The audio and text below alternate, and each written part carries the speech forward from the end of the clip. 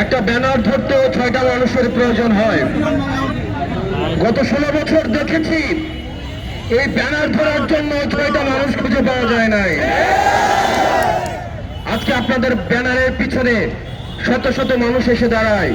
এই মানুষগুলো সেদিন গত 16টা বছর ছাত্রলীগের পিছনে এসে দাঁড়িয়েছে। এই 16 বছরের দিকে তাকান।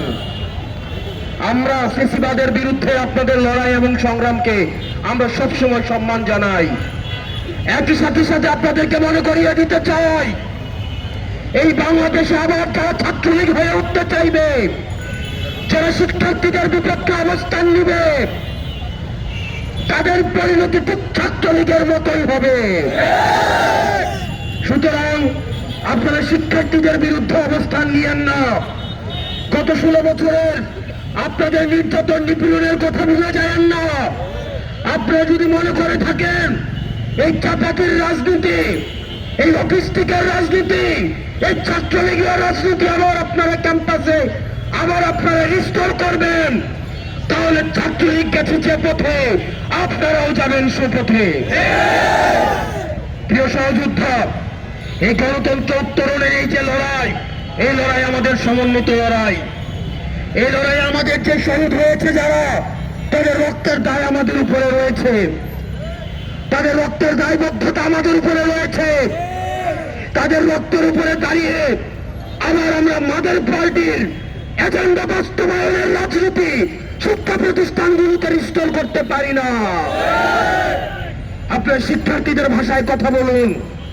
শিক্ষার্থীরা কি শুনতে চায়, তারা কি দেখতে চায়, শিক্ষা প্রতিষ্ঠানগুলোতে কেমন রাজনীতি করতে চায়, তারা কি চায়।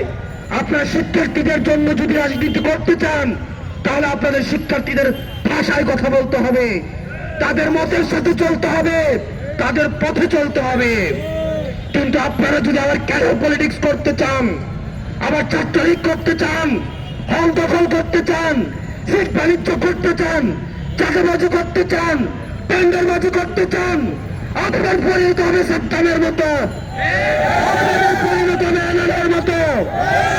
গত 16 বছরে আপনাদের বিরুদ্ধে যে নির্যাতন হয়েছে, এই ফ্যাসিবাদী আওয়ামী লীগ আপনাদেরকে যেভাবে নির্যাতন নিপীড়ন করেছে, আপনারা মজলুম ছিলেন, আপনারা জালিম হইয়েন না। আপনারা মজলুম ছিলেন, আপনারা জালিম হইয়েন না।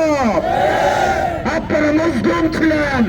মুসলিম যখন জালিম হয়ে ওঠে, তখন পৃথিবী বসবাসের অযোগ্য হয়ে যায়।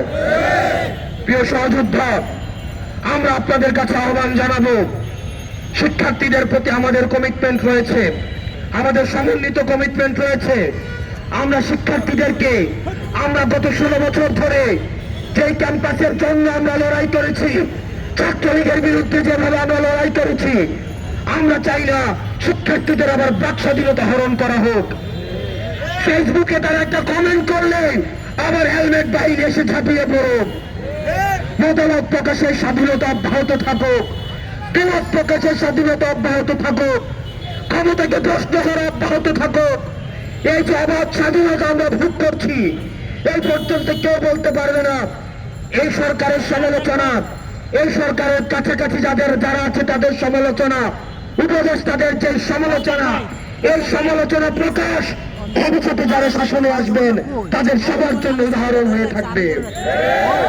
আমরা আমাদের এই শিক্ষাঙ্গনে, আমাদের শিক্ষা প্রতিষ্ঠানে অবারিত এই মুক্তি চিন্তা এবং মনস্তাত্ত্বিক সমৃদ্ধির যেই আমরা রাস্তা সুপ্রশস্ত করেছি, আমরা চাই না নামে বেনামে কোন ধরনের ছাত্র সংগঠন শিক্ষার্থীদের আবার টুপি চেপে ধরো। হলগুলো হবে শিক্ষা প্রতিষ্ঠান এবং হলগুলো হবে শিক্ষার্থীদের অবারিত বিচরণের ক্ষেত্র। শিক্ষার্থীদেরকে বাধ্য করা হবে, শিক্ষার্থীদেরকে জোর করা হবে, গ্যাস রুম, গণরুম